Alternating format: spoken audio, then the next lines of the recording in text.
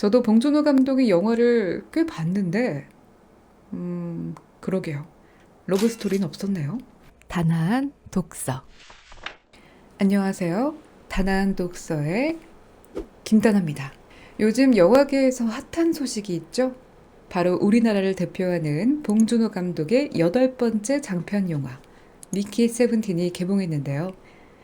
베를린 영화제 특별 상영 부분 초청작이기도 하고 개봉 전부터 해외에서 호평 소식도 전해지고 있습니다. 그래서 많은 분이 기대를 가지고 영화가 개봉되길 바라고 있는데요. 재밌게도 이 영화에는 여러 가지의 최초를 담고 있습니다. 첫 번째, 한국인 감동영화 역대 최고 제작비. 이건 최초는 아니고 최고인데요. 봉준호 감독 영화 중 역대 최고 제작비인 1억 2천만 달러가 투입되었다고 해요. 당연히 한국 감독의 영화로도 역대 최고의 제작비라고 하죠. 그리고 두 번째로는요, 봉준호 감독 최초 한국인 배우가 등장하지 않는 영화입니다. 이전에 설국열차나 옥자처럼 외국인 배우가 대거 출연했던 작품은 있었지만요, 한국인 배우가 아예 캐스팅되지 않은 건 이번 영화가 최초입니다. 국적이 아닌 혈통상 한국계인 스티븐 여는 있죠. 그리고 세 번째로는요, 봉준호 감독 장편 영화 중 최초로 단독 각본 집필을 하셨다고 해요. 봉준호 감독은 영화 제작에서의 가장 힘든 과정을 바로 각본 집필이라고 꼽았는데요. 원작에 있는 살인의 추억과 설국열차도 협업 작가와 함께 했었다고 해요. 이번 미키 세븐틴은 봉준호 감독 장편 연출 영화 중 최초로 단독 각본 집필을 했다고 합니다. 그리고 네 번째로는요, 최초 러브 스토리인데요. 봉준호 감독은 이 영화에 자신의 영화 경력 기간 최초로 러브 스토리를 넣었다고 밝혔습니다. 저도 봉준호 감독의 영화를 꽤 봤는데, 그러게요. 러브 스토리는 없었네요. 그리고 앞서 말했듯 이 영화는 봉준호 감독이 각본 집필을 했는데요. 그 이유가 원작 소설을 바탕으로 합니다. 에드워드 애슈턴 작가의 미키 세븐이라는 소설이 있는데요. 2019년 초고를 완성한 상태에서 책 판권을 판매하기도 전에 영화 제작사에서 영화화 판권을 샀다고 해요.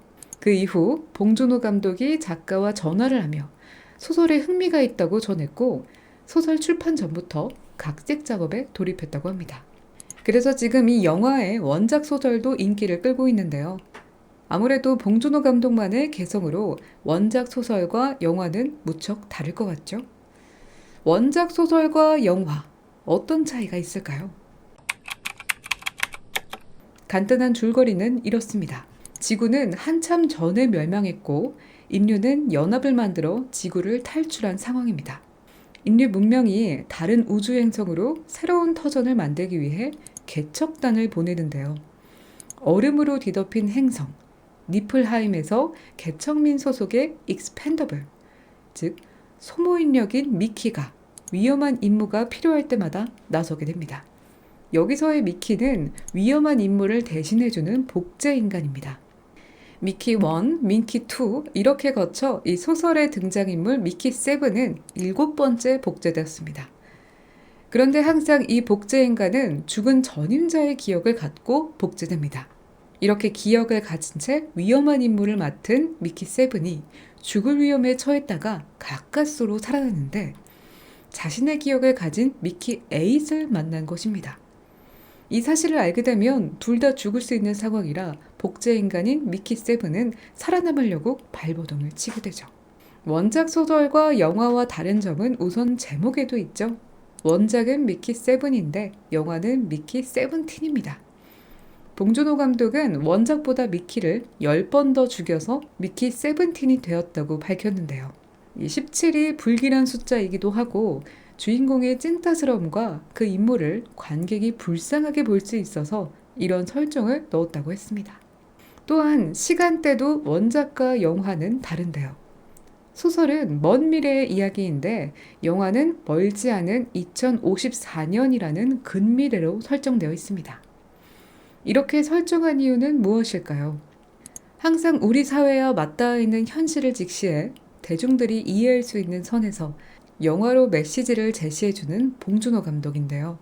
봉준호 감독은 영화에 대해 이런 말을 전했습니다. 원작에서 미키가 영화 교사지만 영화에서는 힘없고 불쌍한 청년이다. 영화 세븐틴은 조금은 공상과학처럼 보일지라도 우리가 분명 겪을 만한 일이 담겼다. 그래서 이 영화를 본 미국의 감독 아담 맥케이는요, 현 시대의 자본주의와 현실에 대한 완벽한 우화라고 평을 남기기도 했습니다. 아마 영화 개봉 이후 소설도 주목을 받을 것으로 보이는데요. 영화 개봉 전에 궁금해서 읽어보신 분들도 많은 것 같습니다.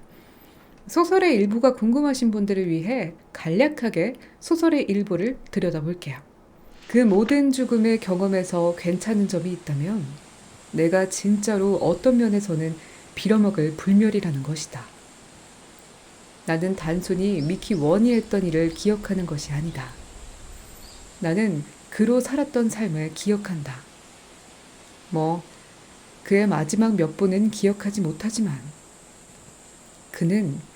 그러니까 나는 우주선을 타고 이동하던 중 선체가 파손되는 사고가 난 이후 죽었다.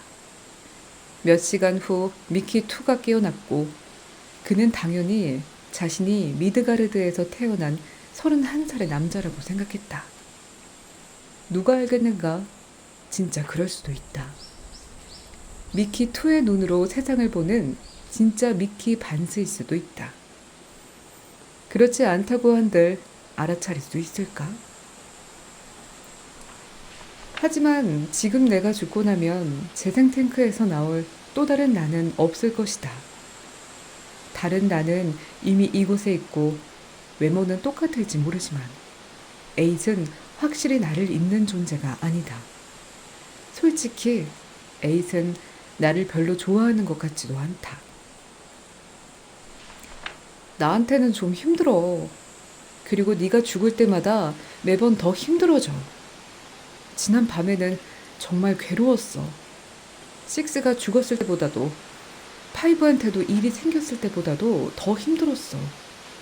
종료하겠다는 이야기를 듣고 나서도 나는 네가 마음을 바꾸길 바라면서 계속 통신 가능한 거리에서 비행하고 있었어. 결국 포기하고 돔 경납고로 돌아온 다음에도 조종석에 앉아서 1시간을 어린아이처럼 울었어. 하지만 지금 네가 여기에 있고 네 이야기처럼 내가 만약 어젯밤에 너를 구했다면 지금의 너는 여기 없을 거야.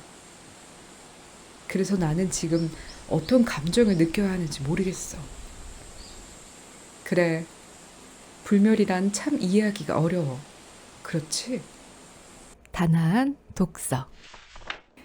SF 소설을 좋아하는 분들이라면 더욱 재밌게 읽을 책 같습니다. 많은 분이 원하신다면 이 책 리뷰도 올려볼게요. 원하신다면. 원작 소설과 영화를 보신 분은 미키7, 미키17 어떻게 보셨나요? 댓글로 남겨주시면 더욱 풍부한 이야기가 될 것입니다. 좋아요, 구독, 알림 설정 해주시면 감사하겠습니다.